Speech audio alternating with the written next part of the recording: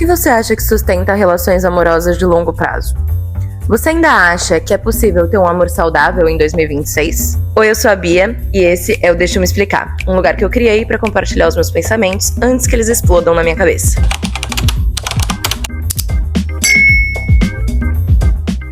Hoje é dia dos namorados, se você está ouvindo esse podcast no dia que ele saiu, hoje é dia 12 de junho, e eu achei que esse seria o momento perfeito pra gente falar sobre esse tipo de amor, o tal do amor romântico, esse que não vem com manual de instruções, mas vem com todas as regras implícitas do patriarcado, principalmente quando a gente tá falando de relacionamentos heteronormativos. Felizmente, temos nossas divas como Bell Hooks e Anna Sui para trazer um pouco de esperança para que nós, mulheres contemporâneas, continuemos acreditando no amor.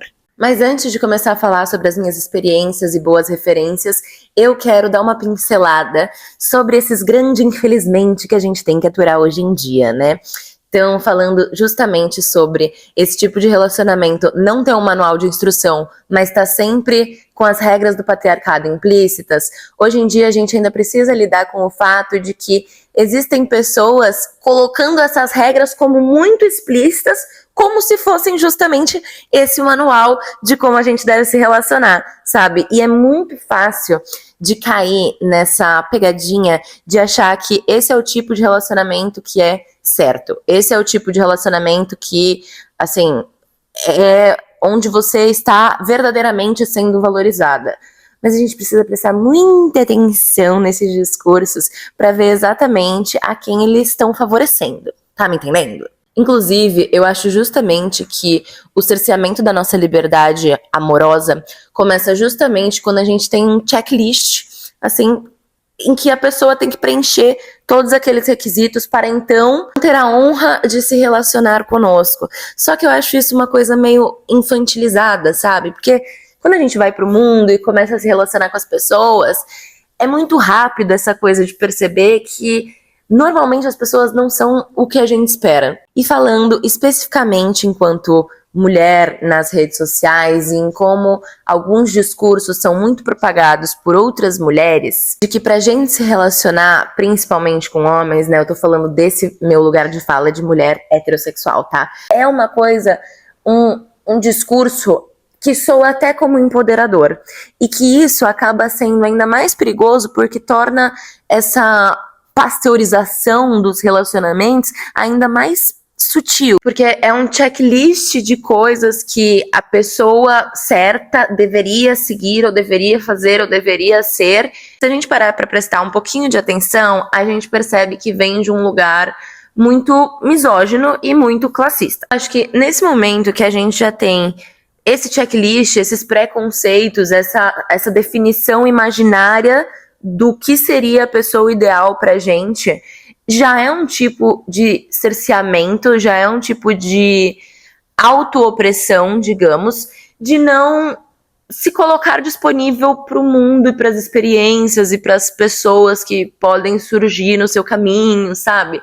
E aí, de repente, a gente se percebe cobrando umas atitudes que a gente nem parou pra pensar, nem parou pra refletir se realmente aquilo faz sentido pra gente, ou se a gente só tá meio que replicando coisas que estão dizendo que é o certo, que é o que deveria ser. Por exemplo, se o cara não te pega de carro, se o cara não paga a conta, se o cara isso, se o cara aquilo, não abre a porta, não segura a bolsa, não sei lá o quê, sabe? Eu não tô dizendo que são coisas ruins, essas são coisas ruins, e eu também não quero entrar no debate de se deve ou não deve pagar a conta.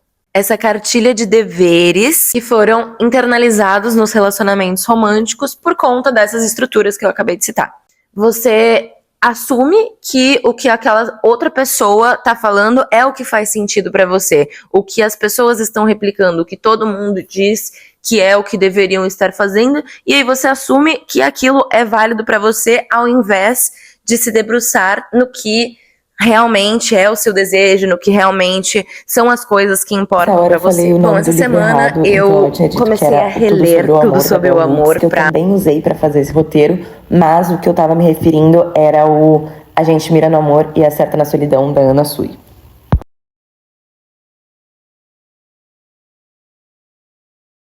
Pra fazer esse roteiro. E agora, a primeira parte que eu gostaria de citar, das muitas que ainda pretendo citar ao longo deste episódio, é o seguinte. Página 27. Uma amiga minha me contava que foi a um encontro com uma pessoa com quem engatou um papo interessante por um aplicativo de relacionamentos.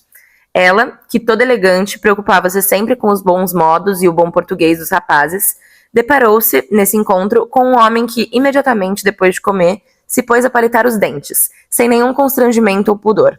Ela, que em outras circunstâncias certamente descartaria naquele exato momento a possibilidade de estreitar uma relação com um homem assim, tão ogro, ali ficou.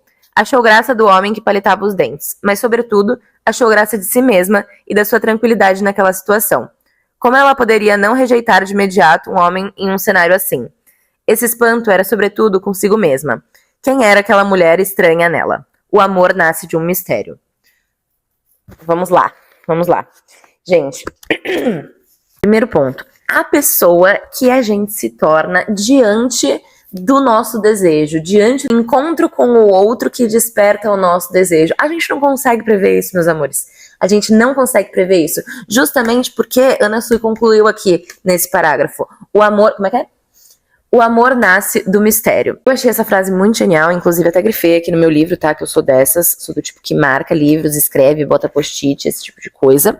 É claro que a gente precisa ter, assim, os nossos limites, né? Se conhecer. E justamente, é disso que eu tô falando, entendeu? Entender o que é importante pra gente. E não assumir que o que as pessoas dizem que deveria ser feito em um relacionamento é o que é realmente importante pra gente. Justamente também porque tem isso, né? Eu acredito que essa coisa de se apaixonar e tal, né? Tem muito mais a ver, gente, com matéria, né? Matéria de corpo. Muito mais uma coisa de como o meu corpo interage com o seu corpo. Como a química das coisas que nos compõem interagem, sabe? Como isso se atrai ou se repele. É um pouco, assim, descontrolado, sabe? Não tem como a gente colocar um parâmetro, não tem como a gente colocar um ideal e se frustrar quando se apaixonar por uma coisa completamente diferente do que a gente imaginou. Agora, saindo um pouco dessa esfera dos dates e encontros e coisas mais superficiais, digamos, né, de quando você tá conhecendo uma pessoa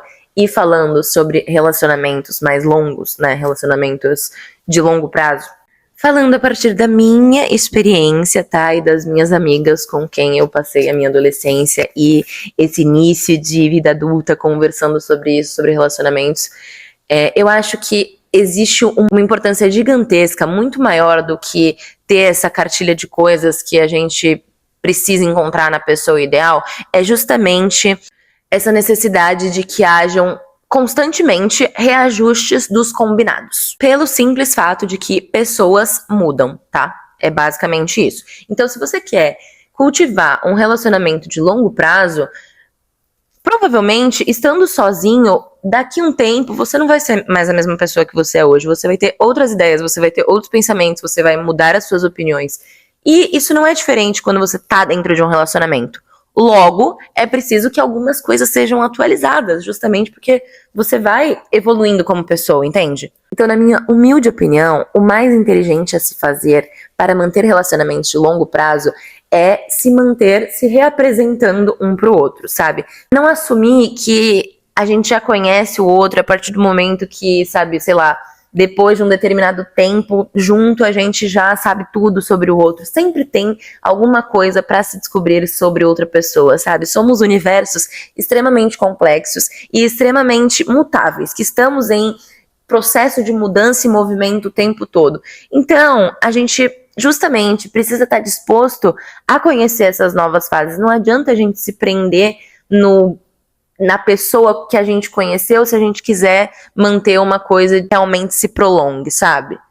E aí eu fiquei pensando sobre isso, porque esses dias eu tava com o Matheus aqui em casa, né, Matheus, meu namorado, e a gente resolveu jogar um jogo de casais, que é basicamente um jogo de perguntas e respostas, assim, né, um jogo de cartas de perguntas e respostas, e saiu uma carta que ele perguntou pra mim, que era assim: o que você acha que mais mudou na sua vida ou em você desde que a gente se conheceu? E, gente, essa foi uma das cartas que fez a gente entrar num vórtex de conversa, entendeu? Paramos o jogo, ficamos um tempo nessa pergunta, justamente porque, assim, faz 7 anos que a gente se conhece, tá?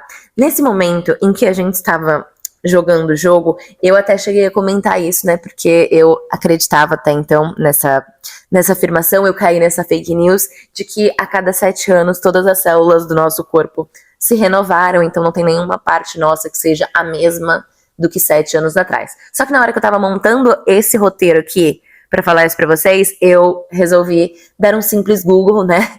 Fazer o mínimo, assim, e descobrir que isso é uma inverdade. Isso é uma fake news. Mas vamos seguir do ponto de que é verdade que somos pessoas completamente diferentes do que éramos 7 anos atrás, mesmo que ainda existam células que já estavam lá. Quando eu conheci o Matheus, eu tinha 17 anos e ele tinha 21. Então, assim, por mais que eu acho que tudo que eu tô falando e tudo que eu ainda vou falar nesse episódio se apliquem pra relacionamentos em qualquer fase da vida, que a gente precisa entender o que a gente realmente gosta e não o que os outros estão falando que a gente deveria estar gostando, neste momento da minha vida, que eu ainda era basicamente uma adolescente, eu ainda estava descobrindo, né? Eu ainda estava constituindo os meus gostos de maneira geral. Então, naquele momento, eu acho que eu tava entendendo mais o que eu não era. Tipo assim, eu tava me deixando levar com algumas estruturas, eu tava seguindo o senso comum de maneira geral, mas eu tava entendendo que algumas coisas talvez não fossem dar muito certo pra mim, que eu teria que me questionar em relação a isso. Então, quando eu comecei a entender as coisas que não faziam sentido pra mim, eu comecei a me perguntar as coisas que faziam, né? Já que o que sempre me falaram que era o que deveria fazer sentido, muitas vezes não estava fazendo pra mim, eu precisei começar a me perguntar o que faria, né? O que eu ia usar para preencher essa lacuna de desejo se o que me disseram que era para ser o meu desejo, na verdade não é. Então, voltando à pergunta da carta, o que mudou desde que a gente se conheceu? Basicamente tudo, porque fazem 7 anos, nós somos pessoas completamente diferentes, ainda mais pelo fato de que quase tudo do que a gente é hoje se constituiu nesses últimos anos. E aí, por conta disso, eu fiquei pensando em quantos relacionamentos terminam pelo simples fato de que as pessoas são mutáveis. E que, às vezes, as pessoas que estão dentro de um relacionamento esquecem que elas precisam continuar se conhecendo, porque nós mesmos estamos nos conhecendo, mas a cada dia, a todo momento, toda hora a gente descobre uma coisa nova sobre a gente mesmo, sabe? Não tem como a gente esperar que a gente conheça plenamente outra pessoa, porque essa pessoa mesmo não se conhece plenamente. Tá todo mundo olá. Tá todo mundo meio lelé da cuca mesmo, entendeu? É complicado. Então, assim, no meu caso, a minha versão de 17 anos se apaixonou pela versão do Matheus de 21 anos. E, paralelamente a isso, em outro momento, a minha versão atual, de quase 25 anos, também se apaixonou pela versão dele atual, de 28 anos. E muito provavelmente, a minha versão de 25 anos não se apaixonaria pela versão de 21 anos, sabe? As coisas precisam se encaixar no tempo, espaço e no momento, certo? Porque se não encaixar, não dá certo.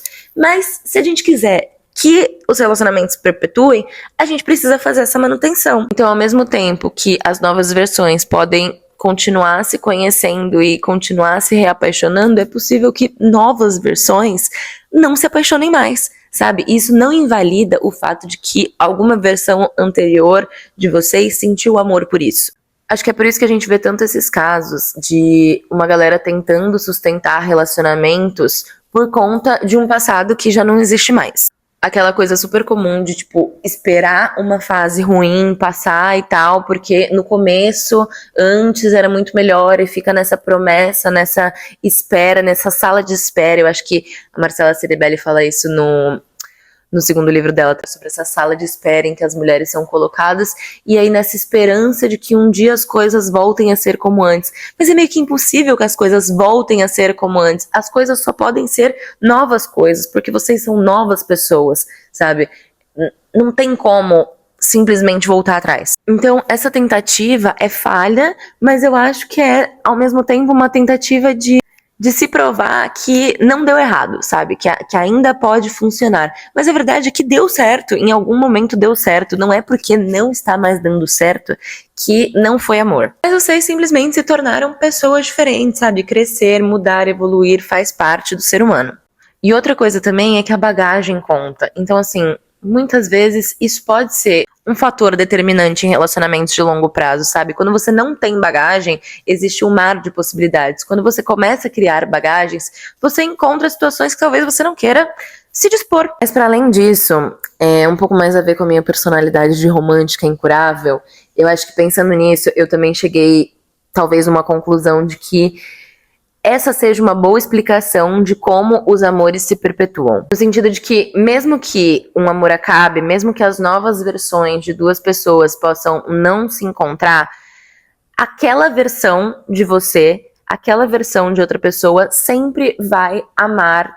Vocês sempre vão amar um ao outro, sabe? Não importa quanto tempo passe, isso não vai mudar. Aquela versão de você amava alguém que era uma versão daquela pessoa naquele momento também. Então, o fato de que esse sentimento existiu, de que isso ocorreu, é imutável. Não importa quanto tempo passe, quando alguém fala, eu te amo pra sempre, essa minha versão vai te amar pra sempre, sabe? Porque o agora vai virar passado e vai ser impossível de mudar.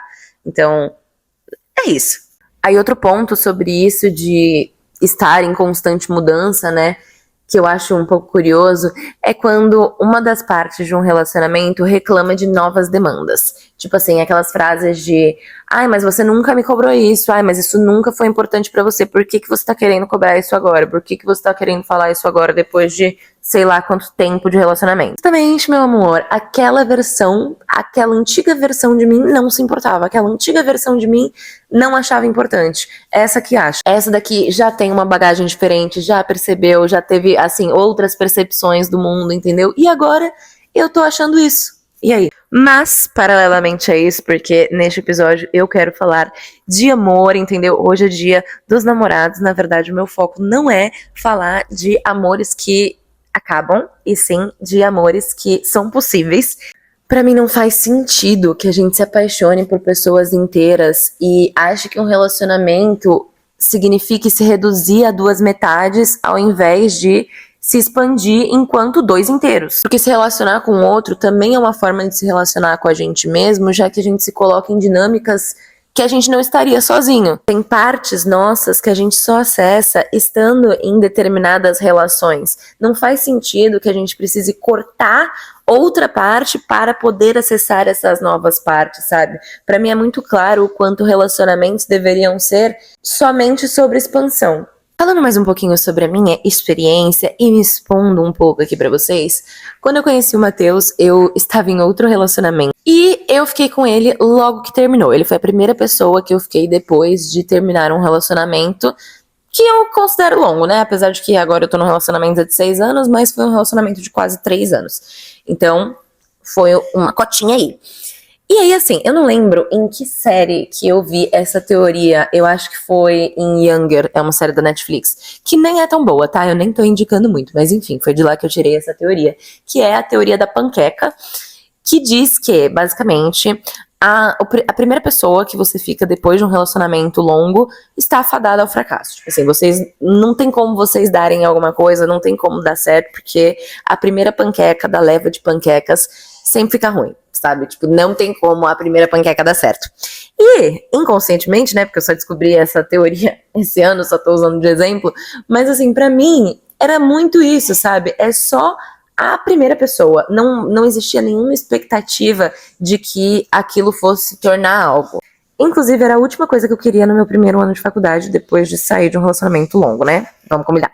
Tá certo que a gente só assumiu o relacionamento 1 ano depois que a gente se conheceu, mas desde o dia 1 a gente não se desgrudou, basicamente, por mais que, enfim, né, tenham tido percalços aí no caminho, altos e baixos, né, como toda boa história de amor. Então nessa, né, de grudar que nem chiclete na primeira pessoa que eu fiquei depois de um relacionamento longo, eu escutei de todas as minhas amigas que eu estava sendo uma maluca em emendar um relacionamento no outro, e eu mesma me julguei muito por isso. Porque eu achava que parecia que eu tava fazendo um pouco isso mesmo, por mais que eu não estivesse assumindo nenhum relacionamento. Por mais que não existisse um compromisso firmado, existia um compromisso implícito. E assim, na maioria das vezes, essa história de pular de um relacionamento pro outro é uma péssima ideia, tá? Então assim, estou contando a minha história, mas não recomendo, tá? Não quero incentivar ninguém a fazer esse tipo de coisa, porque geralmente dá errado, tá bom? Eu tenho plena ciência de que isso tudo aqui que eu vou falar é a exceção. Inclusive, como eu disse, eu mesma me julgava muito na época, porque eu sabia que se não fosse eu na situação, se fosse alguma amiga minha fazendo o que eu tava fazendo, eu ia dar 2 tapas na cara e falar: minha filha, acorda, Mona, vai viver, qual que é o seu problema, o que você tá fazendo da sua vida, sabe? E isso porque tanto eu quanto essas pessoas que, claro, me alertavam essas coisas e falavam tudo isso num lugar de preocupação e de carinho e de, enfim, afeto e cuidado, mas que vem de um lugar que assume que um relacionamento inevitavelmente me limitaria em algum nível. Então, por que que você não deve emendar um relacionamento no outro? Porque você precisa se descobrir sozinha, você precisa se reconhecer, né? Depois de um relacionamento longo, muitas vezes você se funde com a outra pessoa, então não é a melhor escolha realmente você se enfiar com outra pessoa também, mas enfim, tem esse quê de que existe um cerceamento que vem integrado com um relacionamento. E uma coisa interessantíssima sobre essa situação é que também, assim, no começo era isso de eu era a maluca de estar emendando um relacionamento no outro. Passou-se uns meses e eu me tornei a maluca de estar aceitando um relacionamento sem rótulo por tantos meses. Ninguém pensava se eu queria assumir o rótulo. E eu não queria, gente, eu não queria apressar, eu queria, inclusive, curtir essa fase, assim, de ser ficante, sabe? Uma coisa meio assim, mais dinâmica. Meu Deus, muitos traumas. Mas tanto na época, quanto olhando agora com uma distância temporal, eu consigo perceber o quanto essa fase foi importante pra gente. Porque por mais que na prática eu tenha, assim, emendado um relacionamento no outro, querendo ou não, eu acabei fazendo isso. Esse intervalo em que eu tava entendendo se eu queria realmente estar em outra relação, em que a gente tava, enfim, se conhecendo e sabendo também se a gente se daria bem junto, né? A gente tinha acabado de se conhecer. Então eu acho que esse período foi muito importante. Eu não tive pressa na época de assumir outro relacionamento e eu acho que eu fui muito certa em relação a isso, sabe? Por mais que talvez eu não tivesse esperado o ano inteiro, foi um período muito importante, sabe? Eu acho que foi essencial. O nosso relacionamento não seria o mesmo se a gente não tivesse tido esse tempo pra se conhecer e se entender e crescer individualmente sem colocar esse tipo de rótulo. Porque foi nesse tempo que eu entendi, que eu percebi finalmente, assim, né? Porque era uma coisa que também eu não tinha acessado ainda, que mesmo estando numa relação com outro, eu não precisaria necessariamente abrir mão da minha relação comigo mesma, principalmente das partes que não incluem o outro, sabe? Eu não precisaria me doar integralmente para outra pessoa sem ter a minha individualidade também, sabe? Sem crescer enquanto pessoa, enquanto indivíduo, enquanto ser inteiro e não enquanto metade de outro alguém. Também ajudou muito na forma como a gente fez com que isso se perpetuasse pelo nosso relacionamento desde então. A gente percebeu que mesmo que essa liberdade que a gente sentia não estivesse de acordo com os rótulos ou os preconceitos que a gente tivesse de como a gente deveria se sentir em um relacionamento, era isso que parecia o mais certo. E continua parecendo. Então aqui vai os meus 50 centavos de contribuição para a esperança geral de que eu sinceramente acho que é sim possível amar e ser livre ao mesmo tempo. E cara, é muito mágico sentir isso, é muito bom poder estar numa relação que não te faz sentir menor, não te faz sentir que você tá se encaixando em alguma coisa ou em alguém, sabe? Muito pelo contrário, uma relação que te faz criar coisas novas, que te faz expandir como pessoa, que faz com que você não tenha medo de ser e de crescer, de evoluir e de mudar, que inclusive você se sente mais segura justamente porque você tem alguém que te testemunhe, alguém pra você também testemunhar. E depois de tudo isso, vou citar Anna Sui mais uma vez, quando ela diz que o amor é resultado de uma queda não tão brusca assim. Eu amo essa definição para esse momento em que a gente sai desse estado hipnótico da paixão e encontra o amor, justamente nesse momento em que o véu cai, sabe? E cai a expectativa de quem a pessoa deveria ser, cai a coisa da idealização. E a partir do momento que a gente se depara com essa realidade, Anna Sui vem com outro conceito de amor, que é amor é um ato de vontade. Então, a partir do momento que você se depara com essa realidade, a partir do momento em que a sua idealização caiu e a paixão mudou de fase, sabe? Você passou do estágio hipnótico de paixão para o estágio verdadeiro de amor. É necessário que esse amor seja um ato. e que seja um ato de vontade. Vontade de permanecer, vontade de cultivar, vontade de conversar, vontade de criar algo que necessariamente demanda energia, presença, entrega, vulnerabilidade. E digo mais, ou melhor, Ana Sui diz mais, porque ela fala que todo encontro com o outro nos decepciona em algum grau. Então é impossível que a gente se blinde completamente dos conflitos, sabe? Por mais que a gente se ache muito bem resolvida, muito madura, por mais que a gente realmente seja essas coisas, inclusive ter uma consciência um pouco mais crítica também é uma coisa que eu não sei se necessariamente, mas eu acredito que muito provavelmente implique no fato de que os relacionamentos são muito mais demandantes, porque é claro, seria muito mais fácil simplesmente seguir o que está posto, sabe?